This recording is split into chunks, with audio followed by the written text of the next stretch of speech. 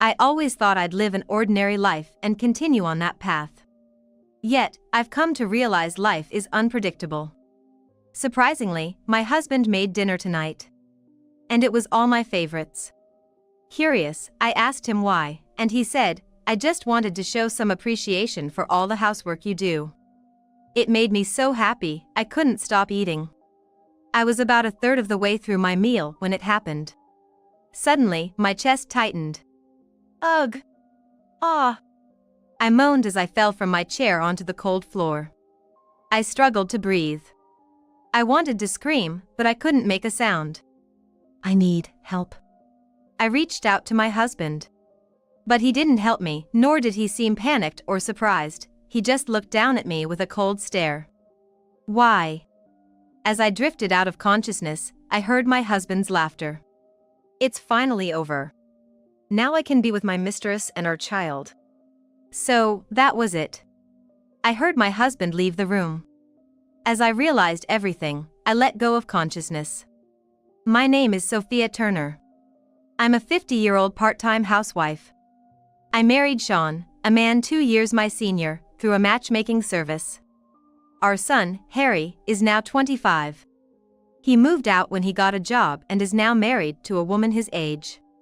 When Harry got married, he suggested, "Mom, Dad, I'm worried about you too. Why don't you move in with us?" My wife agrees, but Sean and I declined. Sean said to me, "You can move in with us alone if you want. You mentioned feeling lonely since Harry left." But I still shook my head. Mother-in-law and daughter-in-law troubles have been common forever. Having been a daughter-in-law myself, I understand how difficult these relationships can be. Of course, I would never mistreat my daughter-in-law, and I know they trust me enough to offer me to live with them because of that. I get along well with Harry's wife. That's exactly why I want to maintain a healthy distance and avoid causing any unnecessary stress or conflicts by living together. Above all, I didn't want to give up the house where I've lived since getting married and where I raised Harry. So, I refused the offer to live together, thinking Sean and I should just enjoy our relaxed retirement together. I've led an ordinary life. I thought I was going to end my days in a somewhat boring but reasonably happy life. A plain life is happiness itself, I have no complaints. But one day, out of the blue, Sean said something shocking. "Sorry, Sophia, could you consider divorcing me?" What? I couldn't understand what he meant at first, and Sean apologized. "I'm really sorry." Come on, you're joking about divorce, right? It's no joke. I'm serious. What, did I do something wrong? Is there something that made you want to divorce? If so, just tell me. Sean shook his head. You've done nothing wrong. I still like you and think you're a great wife. Then why? I want to have another child. What is he talking about? It doesn't make any sense. A child? We have Harry, don't we? It's not that. I want another child. What do you mean? You're too old to have children now. But as a man, I can still father children. That's why I want to divorce, so we can both start fresh. I want to remarry and have another child. I want to raise a child again. Please understand. If you want to raise kids, you could just wait for Harry and his wife to have one. I'm sure they'll come show us their baby's face. You can watch them grow up then. But that's not enough. I don't want just a grandchild, I want my own child. If you're lonely just the two of us, why not get a pet? Let's do that. I like both dogs and cats. You don't understand. I don't want a pet, I want a child. Calm down. How are you going to explain a divorce over this to Harry? He'll understand as a man. No way, that just doesn't make sense. Even if it doesn't make sense now, it will eventually. Men have an instinct to want as many children as possible. What are you saying? All this talk about children, as if I was just a means to have kids. That's not what I think, but it's true you can't have children anymore. Staying together now is, like, unproductive. Unproductive? Is that why you married me? Am I just useless to you now that Harry's grown up? That's terrible. Don't get emotional. You're the one bringing up divorce for such a reason. Despite saying this, I managed to calm down a bit. Indeed, we were both getting heated. Arguing wouldn't solve anything. Maybe if we cooled off, Sean might reconsider. Let's just put this discussion on hold for now. With that, I ended the conversation. However, I still couldn't accept the reason Sean gave for wanting a divorce. He wants more children, huh? I wondered if Sean really liked kids that much. He was decent enough with Harry, but despite several times I suggested having another child for Harry's sake, Sean always said, one is enough. More kids just mean more trouble. Harry might even get jealous. Yet now he talks about an instinct to have as many children as possible? It doesn't add up. Why didn't this instinct show up earlier? Even when Harry became independent, Sean just laughed and said, "Finally, we can relax," showing no signs of missing him. Now Sean suddenly wants another child? And with another woman? Plus, I've been suspecting something was off with Sean lately. Sean often comes home late at night and never lets his smartphone out of his sight. Even when he's with me, he seems distracted. He also frequently hides to use his phone. Naturally, I couldn't just accept a divorce for such an unsatisfying reason. Sean kept bringing up divorce, but I turned him down every time. As expected, our once close marriage began to cool. Just continuing our marriage out of stubbornness isn't helping. You'd probably be happier if you divorced me. You could remarry or do whatever you like with someone else. Don't lump me in with that. I don't have anyone I want to remarry. Maybe you could find someone if you were free. Someone better than me. Or are you worried about life after divorcing me? If so, I'll arrange a new place for you to live. I'll leave you with enough money for living expenses after the divorce. Why do you want a divorce so badly? It's like I said before. I want children. I looked Sean straight in the eyes. Is that really all? Isn't there something you're hiding from me? I want to know the real reason you want a divorce. There's nothing else. What silly suspicions are you having? Sean's eyes darted away. I could tell right away. He was hiding something. After 27 years of marriage, I could understand that much. One day, after continuing to deflect Sean's divorce requests, he said something unusual. I made dinner for you today. I'd be happy if you liked it. I was surprised. Cooking was always my task. Sean, who had hardly ever cooked, seemed to be caught by some whim. How unusual. What brought this on all of a sudden? Nothing special. I just wanted to show my appreciation for all the housework you've been doing, Sean said with a shy smile. I looked over the dishes he had prepared. True to Sean's lack of experience, the dishes were somewhat misshapen, but the effort and creativity were clearly visible. I couldn't help but smile. And the dinner menu was all my favorite dishes. He really put effort into cooking these for me. Maybe it was his way of apologizing for the divorce requests and his secrets. Our relationship might improve, and maybe we could forget about the divorce. Thank you, Sean. It's nothing. Let's eat together now. Okay. We sat down and began to eat. The food was a bit too flavorful, but it was delicious. I was eating more than usual because of how good it tasted and how happy I felt. It was then that I had eaten about a third of my meal. Suddenly I felt a sharp pain in my chest. Ugh! Ah! I groaned as I fell from my chair onto the cold floor. It was hard to breathe. I wanted to scream, but I couldn't make a sound. I need help. I reached out to Sean for help. But Sean didn't help me. Instead, he just looked down at me with a cold gaze, neither panicked nor surprised. Why? As my consciousness faded, I heard Sean laughing loudly. I did it. The poison worked. The plan was a success. Lucky she's such a fool. What did he say? Poison. I couldn't believe my ears. It's finally over. Now I can be with my mistress and our child. So, that was it. I need to tell them right away. I heard Sean's footsteps as he left the room, the sound carrying clearly through the floor. As I lost consciousness, I realized everything. How much time had passed since then? When I woke up, I saw a white ceiling. "You're awake," said the nurse. I realized I was in the hospital. "Mom, are you okay? I'm so glad. You didn't wake up all night." My son, Harry, looked worried as he leaned over me. There was some noise next to us, so I looked over and was shocked.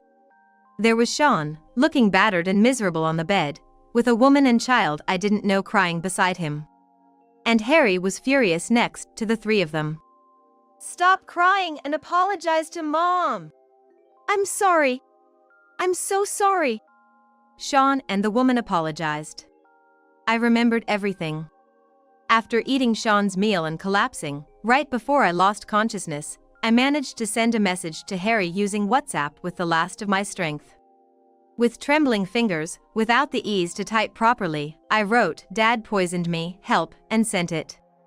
I blacked out right after sending the message. I was in so much pain and couldn't even manage to call 911. "At that time, I just happened to be near your house because of work," Harry explained. After seeing the message, I ran home, hoping nothing had happened. When I peeked through the window, I saw these three inside. Harry looked at Sean, the woman, and the child with scorn and anger. They were about to finish Mom off, thinking she was still alive after being poisoned. I broke the window with a large rock, entered the house, and knocked Sean out to stop them. I called an ambulance, and if I hadn't administered first aid, who knows what could have happened. After making sure Sean couldn't stop him, Harry quickly called an ambulance and looked up how to handle poisoning. He gave me water and milk to drink, stuck his hand down my throat to induce vomiting, and kept calling out to me until the ambulance arrived. Hearing this, I was horrified. If Harry hadn't noticed the WhatsApp message, if he hadn't been nearby, if he had been late to intervene, what would have happened? I might not have been alive. "Mom, you wouldn't wake up no matter how much I called you. I got everything out of them. This woman is Dad's mistress, and the child is his secret child with her. They planned to kill you, dispose of the body together, and then remarry to be together." From Sean's words at that time, I had already figured out the identity of the woman and child. The young boy, crying and clinging to the woman, clearly had Sean's features. It wasn't just about wanting children, he already had another child besides Harry. He wanted to remarry his mistress and raise that child. That's why Sean had been so persistent about wanting a divorce. He probably planned to pass off the secret child as his new wife's from a previous relationship. Sean ended up here, battered, because my son Harry, who is quite strong, had beaten him up in anger and dragged all three of them to me, demanding an apology. "Big brother, stop! Don't hurt Dad and Mom!"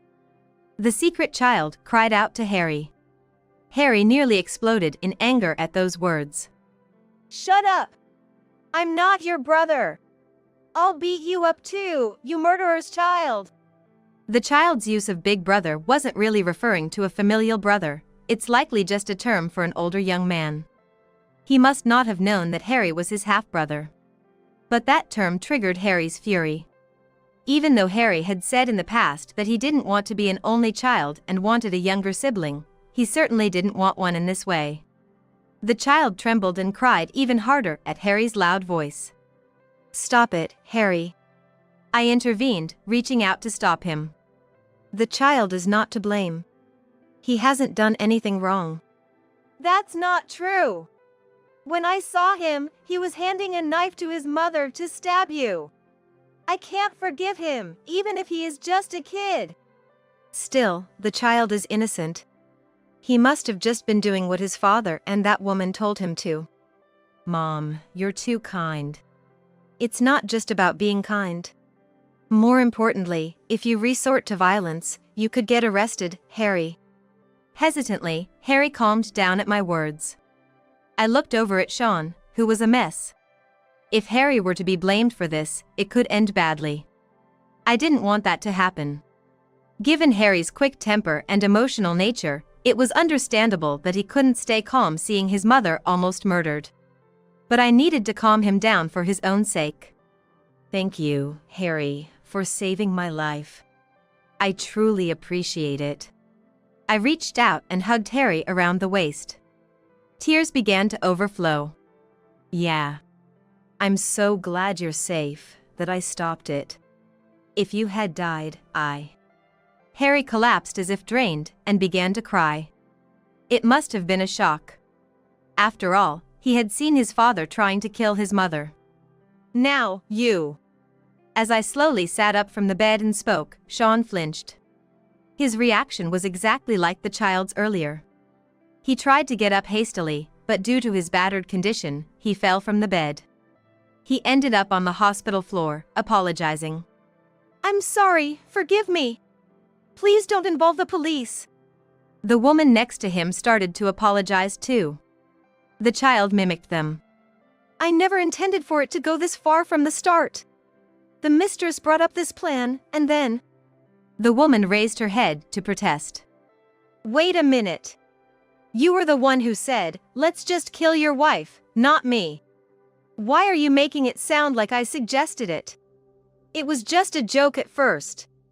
You were the one who seriously suggested poisoning her. The two started arguing, each trying to shift the blame. For me, it didn't matter who had proposed it. They were both equally guilty. More importantly, I have irrefutable evidence of your attempted murder. Not just Harry's eyewitness account. Everything you tried to do was captured on the surveillance cameras I had installed in the house. I'll be submitting that to the police. What? You had surveillance cameras installed, why would you do something like that? Sean. I had long realized you were having an affair. Sean was speechless upon hearing this. After Sean brought up divorce, I once checked his smartphone without his knowledge. No matter how careful Sean was, after 27 years of marriage, there are moments when one lets their guard down. There were moments when I could peek at his passcode. So, there came just one chance to unlock Sean's smartphone. And from the WhatsApp messages, when are you going to leave your wife? I can't wait any longer. Our kid is waiting too. She just won't agree to it. But I want to be with you soon. I realized he was having an affair. I didn't confront him immediately because I wanted more concrete evidence. Also, after 27 years together, it was hard to decide to leave Sean, whom I still loved. And even if we were to part, I thought various preparations would be needed. Above all, being mostly dependent on Sean's income as a humble part-time housewife, I was hesitant to divorce. Harry would have supported me and helped out, but I did not want to burden him and his wife. Hiring a detective agency to gather evidence would be costly. I wanted to gather evidence on my own as much as possible. From the messages, I learned that Sean brought his mistress home while I was at work. They even made love in our living room. That's when I decided to set up surveillance cameras in the house to capture evidence. Then, one evening Sean cooked dinner. Foolishly, I took his words at face value, hoping he might reconsider the divorce and leave his mistress. I ate, thinking maybe I could forgive Sean. Little did I know it was poisoned. So, the camera must have captured you attempting to finish me off. I will sue you for attempted murder. In addition, I will demand compensation for adultery. Please, anything but police involvement. I beg you, I will make amends. Sean pleaded, apologizing beside his mistress, who also begged. Please. I will pay for the alimony and hospital bills, just don't escalate this for the child's sake. Please, I don't want this child to be left alone. I have no one else, and if we're gone, this child will have to go to an orphanage. A kind lady like you who cared for the child should understand. The mistress desperately pleaded for forgiveness using the child as a shield. Internally, I cursed them as cowards. For the child's sake, I especially can't let this go without police involvement. Why not? You brought the child to the scene, making him complicit in murder. I can't believe you care about this child at all. This is abuse. Well, that was different. Sean suddenly called me, and I didn't have time to leave the child anywhere, so I just brought the child to a murder scene? Had the child bring a knife? Those aren't things you just do. Sean and his mistress fell silent. Next to them, the child started crying loudly. I'm sorry. My mom told me to bring the knife. She said this lady is bad, that we can't live with Dad because of her. She said we could be happy if she was gone. I'm really sorry, truly sorry. Stop it. Don't say anything unnecessary. The mistress tried to silence him, but the child continued to apologize. Is what this child saying true? A child might be better off in a facility than being raised by parents like you. The mistress broke down crying. Next to her, Sean raised his voice. I'll do anything. I'll break it off with the mistress. I'll make it up to Sophia for the rest of my life.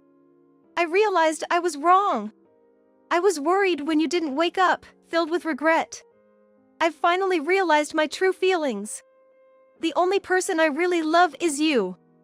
I was disgusted.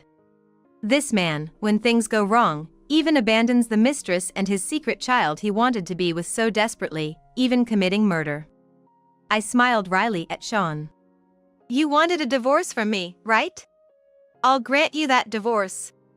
Now we'll be complete strangers. Of course, you won't be able to stay with your mistress and secret child either. Men and women's prisons are separate, after all. The child will probably end up in foster care. Your family will be completely torn apart. You're going to turn in your husband of 27 years to the police. Of course. You've done enough to deserve it. And I don't want to hear that from a man who tried to kill his wife of 27 years. If I'm arrested and there's no one to provide for you, you'd be in trouble. That's why you refuse to divorce, right? Don't worry. I will support Mom's living. We will never forgive you. Pay for your crimes in prison, Harry declared, embracing my shoulder.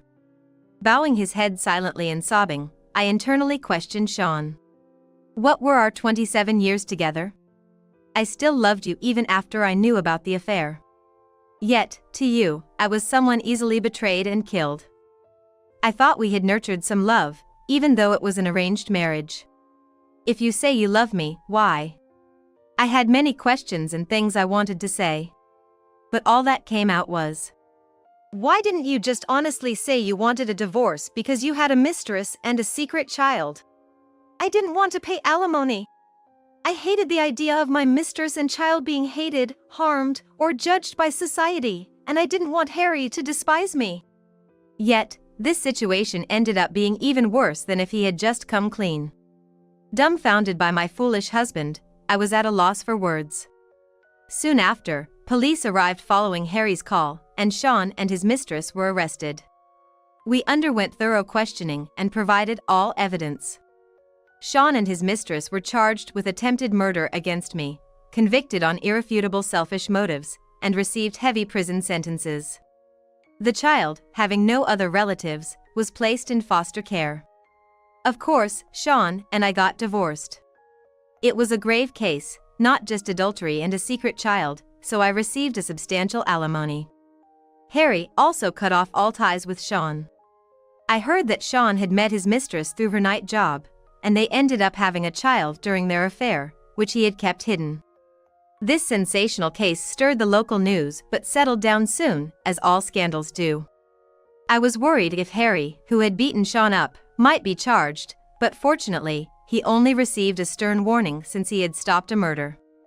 Thanks to Harry's first aid and medical treatment, I recovered quickly and was able to leave the hospital without any lasting effects. After being discharged, I didn't want to live in the house where I had almost been killed, so I moved in with my son and his wife, as Harry strongly suggested. I was hesitant at first, but his words, "Mom, you should lean on us, especially after what you've been through," persuaded me. It was hard leaving the house filled with memories where I had raised Harry. Now, the house stands empty, cordoned off as part of a crime scene investigation. That was also sad. Initially uneasy about living together, we now enjoy a harmonious life as a trio. My relationship with my daughter-in-law is as good as before. I had thought I would live out a simple, moderately happy life, but being betrayed and almost killed by my husband of 27 years was an unimaginable shock. Sometimes it still haunts my dreams, but thanks to my son and his wife, I've been able to recover quickly. It must be a shock for Harry too, having his father become a criminal and his mother nearly killed. Yet, he puts my welfare first. And so does his wife. I am deeply grateful to them. Without my son and daughter-in-law, I truly would have had no one left to trust. One day, while walking with Harry, we spotted that child. Perhaps he was on a field trip with a facility event. Guided by adults, among other children, he was smiling. I felt relieved seeing him like this. I had been worried about the child. I hope he can live a straight and honest life away from his parents. Harry seemed to notice the child too and looked sternly in his direction. I gently grabbed Harry's arm. "Harry, you mustn't do anything to that child." "Yeah, I know. I won't do anything, Mom. It's not the child who is bad, it's them," he said with a wry smile, and I let go of his hand, relieved. "Come on, we should head home. Your wife and the baby on the way are waiting." Next year, my son and his wife are expecting a grandchild. My daughter-in-law has told me to please spoil the grandchild, and I am really looking forward to it. Of course, I have no intention of informing Sean in prison about the grandchild. I won't become a terrible, unfaithful man like my father. I won't be a parent like them, Harry has been saying ever since. I too want to spend the rest of my life ensuring my precious grandchild does not stray from the path. And I pray that my son and his wife never betray each other, always staying close and loving. May God allow me to walk a peaceful and ordinary life to the very end. High school dropouts shouldn't live in skyscrapers. Get out. Looking down on me because I only completed middle school, this mom friend is trying to kick me out from my home. But should you say that? We're the ones who are gonna leave. What? I couldn't believe it. We just got married, and I never expected things to take such a turn. But you should own up to what you say, right? I'm Catherine, 39 years old. I live with my high school son, middle school daughter, and my husband who runs a business. I'm what you would call a CEO's wife. But even so, my husband and I faced many hardships when we were young. Because I dropped out from high school, my job opportunities were limited. I often faced comments like, "You didn't even finish high school" during interviews, and it was tough. My husband, who finished high school but not college, often struggled to fit in at work. He was frequently bad-mouthed behind his back, and it used to make him cry from frustration. Despite our tough challenges, we've achieved what we have today because of our hard work. That's why I volunteer to support those who are going through hard times. I mainly volunteer at welfare facilities and places related to children. And today, as usual, while I was volunteering, a person approached me. Curious, I turned towards the voice. "You clean up here around this time every day, right?" said the woman. I don't volunteer for the praise. But realizing that someone noticed my efforts made me incredibly happy. "Yes," I replied with a smile. "Seeing your elegant presence every morning lifts my spirits. Please keep up the good work." And then she left. From that day, I started chatting with this woman, Sarah. Sarah is a single mother. She works hard every day to raise her elementary school-aged daughter. My ex-husband cheated on me when our daughter was only 6 months old. And he is refusing to pay child support. What a terrible ex-husband. I have kids too. I think I can offer some advice as a more experienced mom, so please feel free to reach out to me if you'd like. I just blurted that out. You're so kind. Thank you. We exchanged contact information and became friends. One day, I invited Sarah over to my place. She brought her daughter along, and my middle school daughter played with her. I always thought you had an air of elegance about you, but I never expected you to live in a penthouse. Sarah looked completely surprised. I knew it, but the world you live in is so different from mine. Catherine, you're not only wealthy but also a beautiful-hearted woman who volunteers. Sarah seemed a bit down after saying this, so I shared my past struggles with her. Hearing this, Sarah looked genuinely surprised. Now I suddenly feel much closer to you. Hearing Sarah's cheerful response, I felt relieved. Plus, I dropped out of high school, and my husband just graduated from high school. We've had our share of challenges. When I mentioned that, Sarah was truly astonished. Why did you drop out of high school? I answered Sarah's question. My father passed away early. We were quite poor. But I had a younger sister and brother, so I started working at local stores like the grocery and liquor stores instead of continuing high school. As I shared my past, Sarah looked astounded. Even I graduated from college. I always thought high school and college were a given. I can't believe Catherine, the wife of a CEO, didn't even finish high school. And that her husband only has a high school degree. Sarah just couldn't wrap her head around it. We're also a single-parent household. I have to make sure my child doesn't end up like Catherine. I understood what she meant. However, I thought she shouldn't have said that in front of me. I tried to change the topic by talking about our children. The conversation eventually shifted, and before we knew it, it was evening. I've been so mentally drained with work, parenting, and chores. This was a refreshing break. Sarah and her daughter left. Despite the awkward moment, I genuinely want to maintain my relationship with Sarah. As I was tidying up, my son and husband came back home. Ah, another day comes to an end, I thought, savoring the mundane routine, when suddenly, hey, have you seen my pencil? And I can't find my new notebook either. My eldest son started making a fuss about his missing stationery. Make sure you take care of your things. While I was busy preparing dinner, I didn't really pay much attention to my son's story about losing something. Now, I deeply regret not listening more carefully to my son's missing stuff story back then. One day, while I was volunteering as usual, I bumped into Sarah, who seemed to be on her way to work, and we exchanged greetings. Then Sarah said, "Could you make some time for me soon? I have something important to discuss with you." Of course, I replied and waved her off. But I couldn't help but wonder, what's this important thing she wants to discuss? I kept thinking about Sarah throughout my volunteer work that day. Then on Sarah's day off. Come on, let's study over here. My daughter beckoned Sarah's little girl into her room. She really feels like a little sister to her. Sarah smiles as she watches the girls.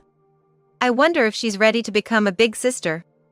Although Sarah's eyebrows are slightly furrowed, her overall expression is bright. What did she mean by becoming a big sister? Curious, I asked Sarah. Eagerly, as if she'd been waiting for the question, Sarah began. The thing is, I'm getting remarried. Really? I was taken aback. I'd known she had a boyfriend, but this was unexpected. So, becoming a big sister probably meant they might be expecting a child. What a joyous news. I'm so happy for you. Congratulations. I congratulated Sarah. Thank you. And I'd love for you to come to the wedding. She's inviting me to her wedding. That's such a sweet offer. I'd be thrilled if your husband could attend as well. By this time, our families had become close, so Sarah probably invited my husband too. I'll talk to him as soon as he gets home. That day, we were all excited talking about Sarah's upcoming wedding and her baby on the way. Then Sarah made a surprising remark. You know, my fiancé is quite well off. And guess where we're moving? Right into this skyscraper here. This area is a bit on the rural side. It's the only skyscraper around here. So, I'll get to see you all the time now, Sarah. Imagine that, having a friend living in the same building. How could I not be thrilled? Yes, that's right. But, Sarah's expression remained the same. I'm sorry, I'm feeling a bit nauseous from the morning sickness. May I use your restroom? With that, she headed to the bathroom. I've had 2 kids, so I know how rough morning sickness can be. Probably that is why she couldn't show her excitement earlier. Must be those hormones acting up. I made myself to believe that Sarah's earlier lack of enthusiasm was because of pregnancy-related discomfort. There'd be no other reason for Sarah not to be joyful. I was confident with the trust Sarah had in me. But she's been in the restroom for quite a while now. I hope she's okay. Feeling concerned, I started to head towards the restroom. Oh, I'm sorry for taking so long. As I reached for the living room doorknob, Sarah came back. Are you all right? I approached Sarah, noticing she looked a bit pale. I'm sorry for worrying you. I think I'll head home now. She must have been feeling quite ill. Thanks for sharing the wedding news, even though you're not feeling well. I said my goodbyes as I saw her off. I hope Sarah finds the happiness she deserves. I genuinely wished this from the bottom of my heart. That evening, when my husband and son got home, we discussed Sarah's upcoming wedding, and both of them conveyed their blessings. It was decided all four of us would attend. On the wedding day. Mom! Can't find my favorite handkerchief. Have you seen it? Lately, my son has been making a fuss about missing items. Having recently finished stressful college entrance exams and starting college, he's probably let his guard down. It's 'cause you're so messy that you tend to lose things. I remarked with a hint of exasperation, to which my son made a displeased face. Trying to soothe my son, our family hopped into the car and headed to the wedding venue. But the traffic was terrible, and it seemed we were gonna be late. Even though we left an hour early. Looks like there was a pileup. My husband murmured. I quickly called the wedding venue to notify them about our delay. We arrived way later than planned than we expected. I can't believe we're so late. I feel terrible for Sarah. We all adore Sarah, so with a heavy heart, we proceeded to the venue. The staff informed us, the ceremony will be over in about 10 minutes. It's best you wait outside. Well, there's nothing we can do now. There's gonna be a reception afterwards, right? We'll offer our apologies there. So, we decided to wait for the ceremony to end. Soon enough, guests started pouring out. Huh? Isn't that my sales director? And there's the sales manager. Why do I recognize so many faces? Turned out, a lot of attendees were from my husband's company. What on earth is going on? My family and I were puzzled by my husband's comments. Boss, is that you? Good to see you. I had no idea you'd be here. Upon noticing my husband, several coworkers rushed over to greet him. As he was responding, my phone buzzed. It was a call from Sarah. I immediately answered, ready to apologize. I'm so sorry, Sarah. Before I could say more, Sarah, with a kind tone, said, "It's okay."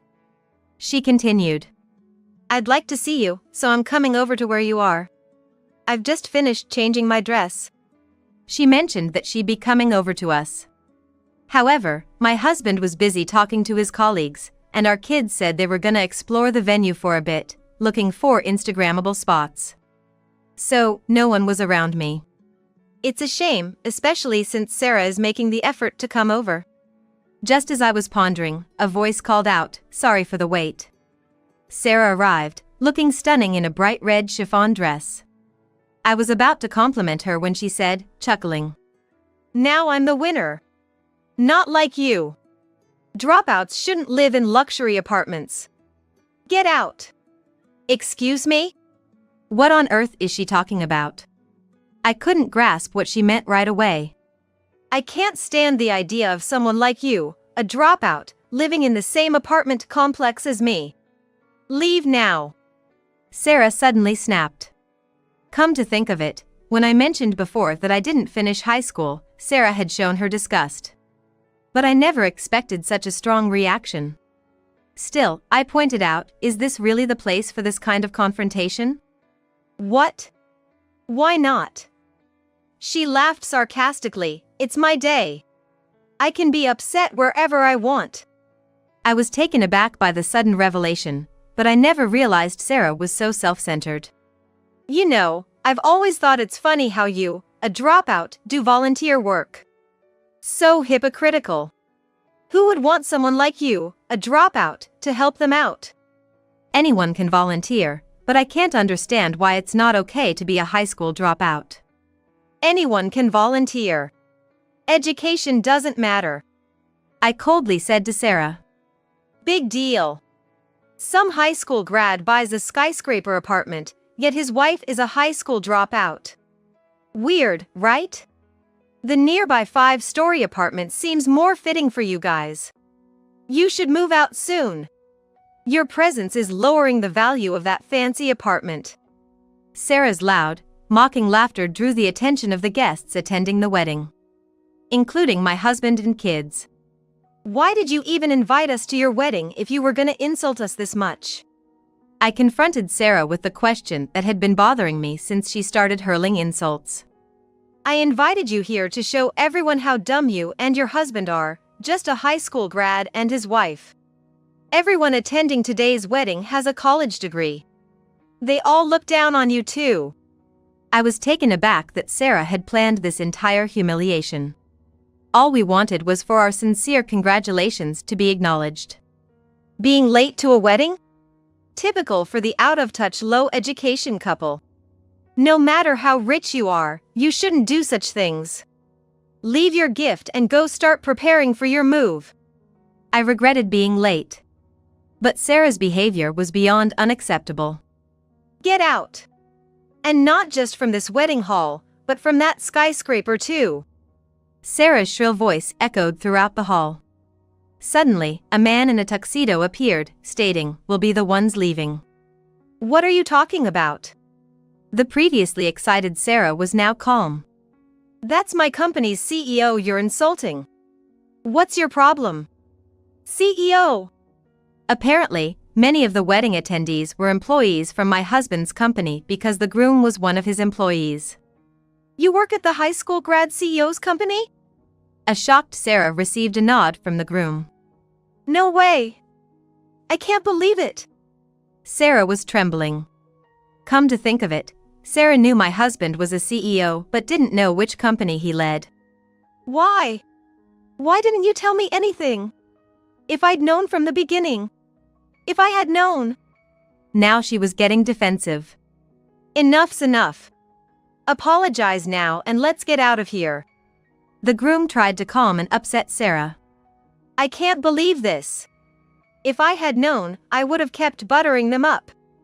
Darn it. My plan's ruined. Sarah threw a tantrum. Because the bride was in such a state, there was a buzz among the attendees. Suddenly, there was a sharp snap, and a dull sound echoed throughout the already resonant hallway of the wedding venue. The groom had slapped Sarah on the cheek. Sarah, caught off guard, couldn't utter a word. Hey! You disrespect the boss's family and then throw a fit like this? Get a grip. The groom was furious. Yeah, that's right. Even if you're the bride, you can't insult the boss and his family. Yeah, he's right. The husband's co-workers unanimously scolded Sarah. Why? What did I do? What's wrong with mocking a dropout? All of you are just as dumb as this stupid family. Sarah spat out these words and stormed off. Hey! Wait up! The groom chased after Sarah. I followed closely behind. But soon, the groom lost sight of her and looked around frantically. I'm truly sorry. The groom, out of breath, bowed his head in apology. You've done nothing wrong. Together with my husband, we tried to calm the groom down. We continued our search for Sarah. In her bright red dress and being pregnant, she couldn't have gone far. We were certain we'd find her. As we searched, we heard a groaning sound coming from a restroom. Sarah? I called out, and the noise stopped. What? Just a high school dropout, after all. It seemed Sarah hadn't learned her lesson. But there's no point in getting more upset now. Listen, I truly believe that education is essential. Both my husband and I struggled because of our educational backgrounds.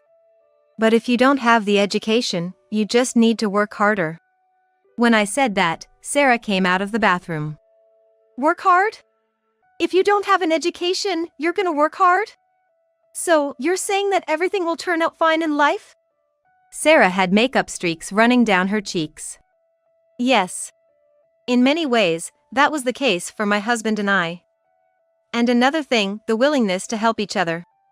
That's crucial too. When you're in trouble, don't hesitate to talk to someone. When I gently said that, Sarah bit her lip and looked down. I mean, yes, I looked down on you for only completing a middle school education, but the real reason I wanted you to leave that luxury apartment was something else. Huh? Tears filling her eyes, Sarah began to speak haltingly.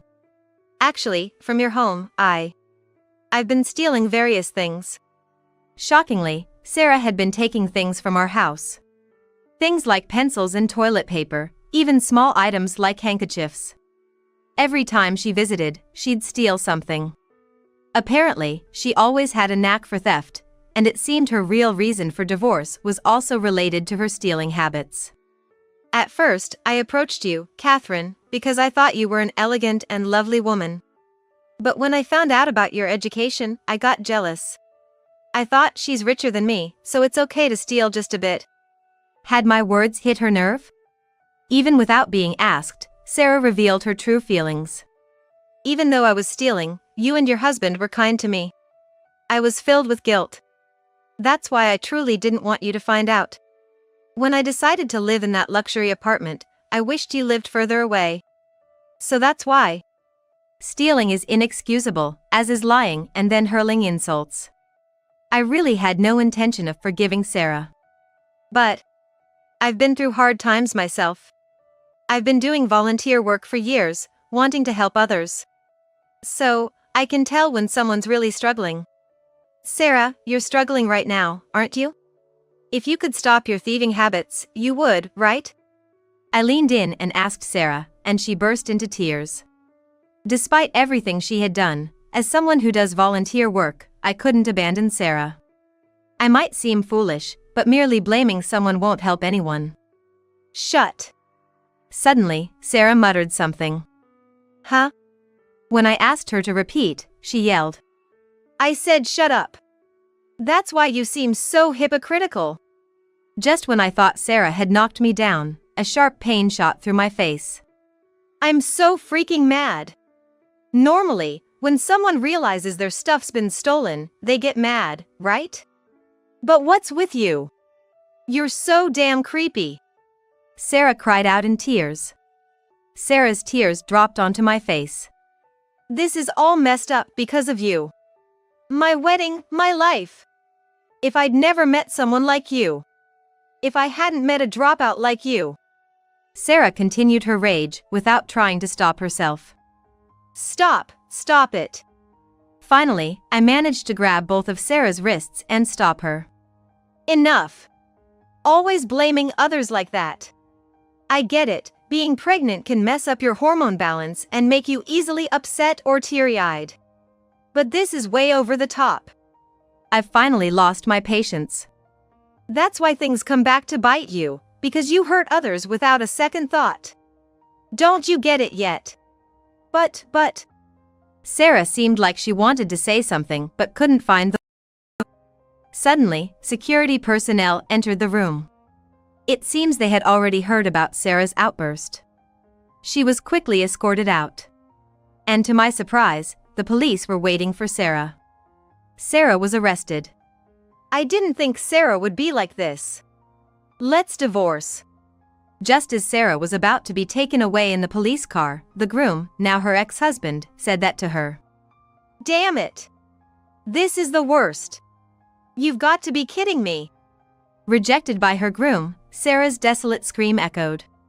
A few days later, it seemed Sarah's detention was suspended due to her pregnancy. By the way, their daughter is now staying with Sarah's parents. Sometimes the daughter comes to visit and chats about various things. I don't even think of her as my mom. Despite being just a child, she seems to have a strong aversion to Sarah. Even Sarah seems to be deeply affected, reportedly sinking into severe depression. Moreover, Sarah's parents are also so disappointed in her that they are considering cutting ties. Sarah is on the brink of being abandoned by her own family. I wish I could be as strong as Catherine. After giving birth and getting bailed out, Sarah was determined to get proper counseling. However, it's hard to trust someone who lies so effortlessly. As for me, I'm sorry. I really am. I'm deeply apologizing to my son. That incident when he was so upset that he had lost something. I had no idea that Sarah had stolen it and felt remorseful for brushing it off. I told you, I didn't just lose it. Good thing it came back though. My son, still holding a grudge. Who'd have thought Sarah was like that? My daughter was taken aback as she was close with Sarah's daughter. A high school graduate CEO. Ha! I've got a long way to go. My husband, trying to see the bright side for some reason. Our family of 4 will likely face challenges again. But we want to come together and overcome them. I won't approve any paid leave for you. I couldn't believe my ears. You always challenge me. You don't need to come back. Having been told this, even I had reached my breaking point. Are you really sure? She must have been taken aback by my response. Her eyes widened in surprise. Too bad. My name is Nancy, and I turned 28 this year. I've been working at the Can-Do Corporation for 10 years, making me an experienced employee at a young age. While my family wasn't wealthy, my parents took great care of me. Being an only child, I rarely got new things. Most of my clothes were hand-me-downs from cousins or neighbors. It was rare to get new outfits. Still, I was quite content. Neighbors and relatives showered me with love, and I have fond memories of going on picnics in local parks with my parents during weekends. Perhaps it was out of sympathy, but I'm still close with my cousins and we keep in touch regularly. Growing up surrounded by love, when I was in 12th grade, I served as the student council president and had excellent grades. My class teacher suggested I pursue further studies. Despite being offered a scholarship to college based on my grades, I declined. I'm not interested in going to college. I want to work as a public servant. My parents tried to persuade me otherwise, but considering the costs of living alone, I went against their wishes and became a public servant. I just wanted to relieve my parents of any burden as soon as possible. But then, my father was diagnosed with a severe illness and passed away before I could repay his kindness.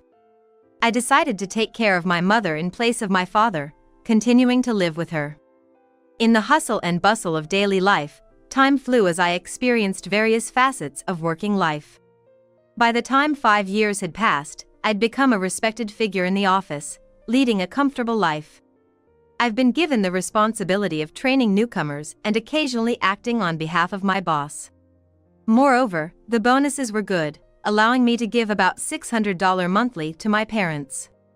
In my personal life, I enjoyed trips with friends, colleagues, and my boyfriend.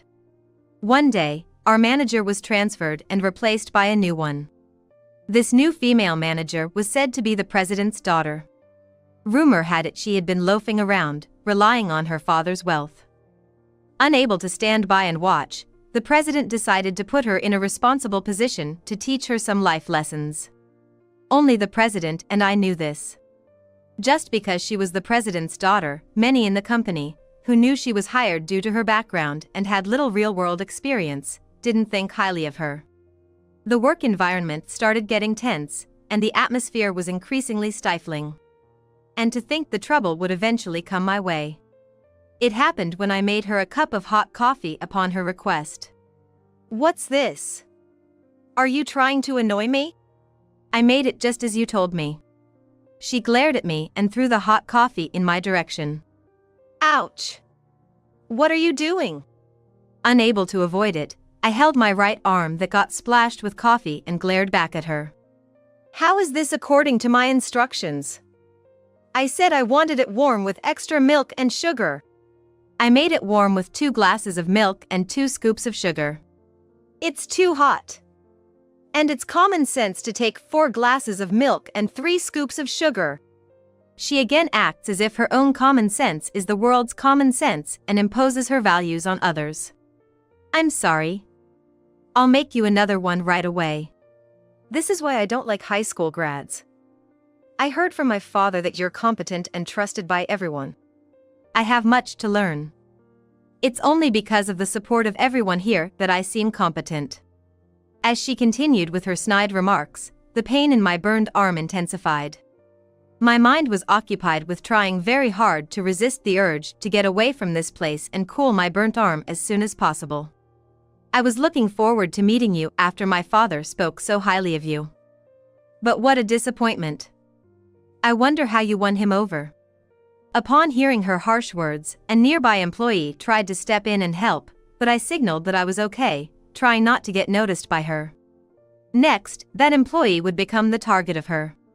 Those who had been targeted by her so far were mentally driven into a corner and forced to resign voluntarily. And this time, it seems that I've become the target of her. As I was pondering how to resolve the situation, she forcibly grabbed my burned arm and squeezed the burned area tightly. You've got guts to ignore me. Don't think you'll get away with this. I grimaced in pain. Satisfied with my reaction, she released my arm and ordered me to make coffee again. I excused myself and hurried to the pantry to cool the affected area. It sucks. After work, I immediately visited a dermatologist and got prescribed an ointment, but it never completely healed and left a mark, so I dressed in a way that others couldn't see, to avoid causing concern. From that day on, the harassment from her escalated. What's this document? Nothing but mistakes. Don't take your job lightly. What exactly is wrong with the document? While trying to gauge her mood, I asked, and she threw it at me.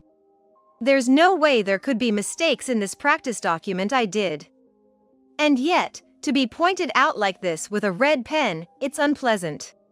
I sighed at the immature behavior of such a grown adult. To be frank, this document clearly needs to be redone due to its inadequacies. You came into this department without understanding anything.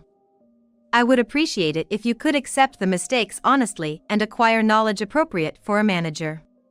As a trainer, I've been assigning tasks to her, utilizing the experience I had with new employees so far, but nothing seemed to get through to her, a lump of pride. Don't talk back. You guys should just do everything. I'm the manager, so I don't have to do this kind of stuff. That's not how it works. Besides, this is what the president personally told us. You're desperate to be liked by my father, huh? Weren't you from a fatherless family? I was a little surprised when she suddenly brought up the topic of my family. Furthermore, I had never talked about this with her before. To be precise, you have only your mother now, right? Despite working so hard in a poor family, your father wasn't rewarded and fell ill. We're at work now. Let's stop discussing irrelevant topics. I just thought of having a little interaction. What a boring woman. Even I couldn't hide my irritation when she made fun of my parents. You're getting angry, huh? That's hilarious. My parents are very wonderful and respectable people. You, who know nothing, have no right to say anything. She quickly responded to the slight drop in my voice tone. So that's your true nature, huh? Is it okay to have that attitude with the president's daughter? Maybe I should report to my father about your true nature and how I've been treated badly by you. Feel free to do so. Please correct the test document properly and submit it by today. I'm definitely gonna drive you out. As I turned my back on her, she whispered in a voice only I could hear, but I ignored her and returned to my seat. Afterward, her sarcasm continued, but I managed to get her to learn the basics. It's still a long road ahead. Even though they were basics, it included minor things like detailed computer operations and types of documents. I sat on a bench installed on the office rooftop drinking canned coffee during the break to soothe my exhausted body. While thinking about my future, I suddenly received a call from an unknown number on my smartphone. Hello? Is this Nancy? This is Saveview Hospital. Your mother was urgently transported here, but she's in a critical condition. Can you come right away? My mind went blank, and I couldn't remember much afterward. I left an early leave notice on her desk first and caught a taxi to the hospital. Upon arriving at the hospital and explaining the situation at the reception, a nurse guided me to where my mother was. Mom, this can't be true. There lay my mother, with a beautiful and gentle expression, asleep. According to the doctor, my mother had collapsed at her workplace. By the time she arrived at the hospital, they were in a state of believing in miracles. Indeed, my mother's heart wasn't strong since the past. Yet, the symptoms were stable, and there were no issues during regular checkups, but the mental strain since my father passed away might have affected her, perhaps. For a time, I sobbed, hugging my mother tightly. After coming home with my mother, as the funeral date has been set, I called female manager to ask for my first ever paid leave. I'm sorry for leaving early today and causing trouble. My mother just passed on, so could I take about a week off for the funeral and all the other stuff that comes with it? Oh, so that's why you left early when I wasn't around? It was an emergency with my mother. Her cold and harsh tone hit hard, considering how down I was. I won't approve any paid leave for you. I couldn't believe my ears. In the 10 years I've been here, I've never taken a day of paid leave. So what? I've contributed so much to this company, so shouldn't I be able to take paid leave to say goodbye to my mother? You always challenge me. You don't need to come back. Having been told this, even I had reached my breaking point. Are you really sure? I'll take you up on that offer. She started ranting, but I unilaterally cut the call without a second thought. The funeral went smoothly. I couldn't just sit grieve, and I kept myself busy, handling various tasks and sending out thank you notes to those who'd been so kind. Took my mind off things for a bit. She tried reaching out multiple times, but I ignored every attempt. A bit later, I got a call from the president, so I made my way to the office after 2 weeks. I walked straight to the president's office. On my way, I bumped into 2 coworkers who consoled me. I'm sorry, but I'm going to the president's office first. Their kindness made me feel a bit better. It's Nancy. May I come in? After knocking and asking permission, I was let in promptly. Hey there, been a while. Heard you've been out of touch for 2 weeks. Doesn't sound like you. My apologies. You see, I laid out everything, not sugarcoating how she had been treating other employees and myself. Hearing negative stuff about his own daughter must have hurt him, but the president listened to every word. I apologize for my daughter's actions. To be honest, my wife and I spoiled her, and this is the outcome. No worries. I think my parents must have felt the same way as parents. Seeing my awkwardness, the president smiled gently. Nancy, you're truly a wonderful lady. My daughter's situation was my judgment error. I've spoken to those who've resigned in the past 2 weeks. I can't apologize enough for that. To the best of my knowledge, this was the first time I'd ever seen the president looking so troubled. Ever since you stopped coming to the department my daughter works in, things have gone haywire. Just the other day, the entire team staged a group protest. Really? I had no idea things had escalated that much. So, what are you going to do about it? The president wore a sad expression for a moment but quickly returned to the person I knew. So I need your help. It's easy for me to have my daughter resign, but that alone won't satisfy all employees. Can you help us? Looking into the president's earnest eyes, I made up my mind. Understood. I'm more than happy to assist. And so, the sanctions against her began. Hey, how long do you plan on taking time off? The exasperated female manager finally reached out. Wasn't it you who told me not to come in? It's strange, I'm just following your orders. Don't give me that. We're in chaos here. Get to the office now. Reluctantly, I changed into my work clothes and headed to the office. However, there wasn't a single employee present. It was eerily quiet, just like working on a weekend. It's a weekday today, right? Feels weird. It was when I muttered to myself in an empty office. I heard yelling from a woman and the sound of something being thrown from my department. Peeking cautiously inside, I saw her causing a ruckus. What's going on? I called out from behind her. She swiftly turned and grabbed at me. It's all your fault. Ever since you stopped coming, everyone else followed suit. Now I can't get in touch with anyone. How will you make up for this? I'm not quite following. Can you please not shift the blame? I calmly told her. She let me go and pushed me away. Such an infuriating woman. Even my father won't help. What's going on? How long has it been since everyone stopped coming? Half a day. Because of that, I've been handling calls which I've never done, and I have no clue what to do anymore. The slumped figure of her was pitiful. Her hair was a mess, and the nail polish that she wouldn't remove despite numerous reminders was now chipped. She must have hung her jacket somewhere. There were noticeable frays here and there on her jacket. Seeing her, who had always acted like a queen, now in such a state, I couldn't help but laugh. Serves you right. What did you say? This is on you. What did you think of everyone? No one's going to follow someone who just waves their power around without any real skills. As I firmly told her, she approached with her face turning red. Say that one more time. You really want to be banned from the company? Well, I'd like to stay if you resign. Well then, you're fired. I'll be taking over this company. What a pity for you. Too bad. She was wearing an eerie smile, and for some reason, she had a triumphant look on her face. I answered, all right. It was a short time, but thank you very much. It must have been an unexpected reaction. She had her eyes wide open in surprise. You do realize you're fired, right? Of course. Now I should pack up my things. I carefully made my way to my desk, avoiding the papers scattered on the floor. Once there, I started pulling out stuff from the drawers. Wait. Are you really quitting? Yes, why?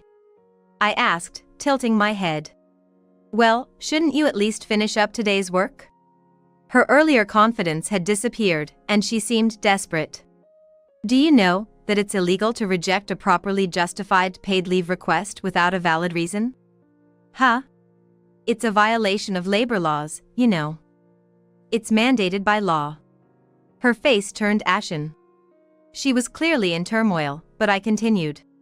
We're all human. I understand there are compatibility issues. But that doesn't mean you should drive people into a corner.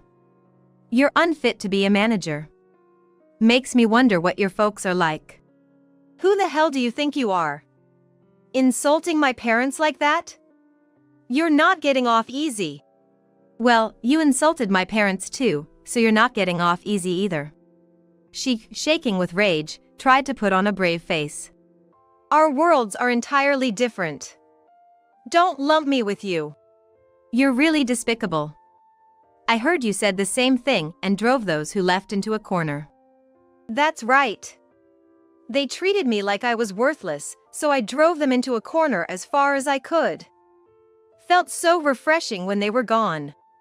I sighed deeply, shifting my gaze to the corridor. Curious, she followed my gaze, muttering, "Father? Why are you here?" There stood the president. As the president stepped into the department, he walked directly to her. "Father, there's been a misunderstanding." No need for explanations. I've got evidence of your deeds. No, they just envied me for my skills and set me up. I did nothing wrong. The president lashed out at her, who tried to justify her actions.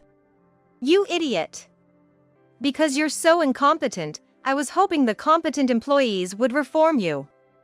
Yet under your lead, in the past few months, our performance plummeted and even caused losses to the company. But you made me a manager, so that means you had faith in me, hadn't you? I promise I'll meet your expectations this time. No. If I didn't give you a position, you'd have run away. The president's imposing demeanor made her buckle. I never even thought of letting you take over the company. This time for sure, I'll transfer you to the countryside to reform you from the ground up. Please, have mercy. Look who's talking. We'll get constant updates from your new location. And the folks there are pretty reliable, so brace yourself. Turning pale, she lay on her back, crying and laughing hysterically. I chirped, "Too bad." With a bright and cheerful voice, I said that to her. Later that day, without anyone to see her off, the former female manager left the company. The next day, the employees, enjoying the day off declared by the president, returned to work jubilant.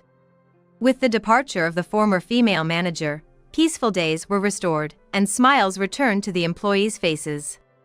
Meanwhile, the former female manager started from scratch in a rural town where there were no conveniences or entertainment.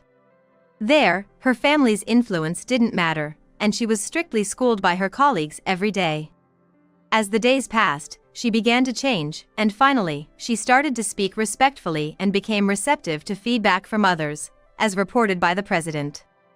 The most surprising thing was receiving an apology call from her. At first, I listened to her, but at the end of the call, she begged, "I've reflected enough. I want you to ask the president to let me return." Of course, my answer was no. I ignored further calls and blocked her number. The president personally contacted those who had resigned due to her and invited them back. As a result, the company's performance quickly recovered, even surpassing its previous state. As for me, I was sitting in the seat of the manager, which became vacant after she left. When the president personally appointed me, everyone in the department was even happier than I was. While the managerial job is tougher than I imagined and I am a bit overwhelmed by my sudden career move, with the support of the employees, I am doing well. Having been both physically and mentally hurt, especially with burns, I have been compensated with settlement money deducted from the former female manager's salary, which has been added to my own pay. Thanks to that, my life has become very comfortable. Recently, my boyfriend of 2 years proposed to me, and I am over the moon. We are expecting a child next year, and both of us are excited. Even though I have just entered my second trimester, we are already fully prepared for the birth.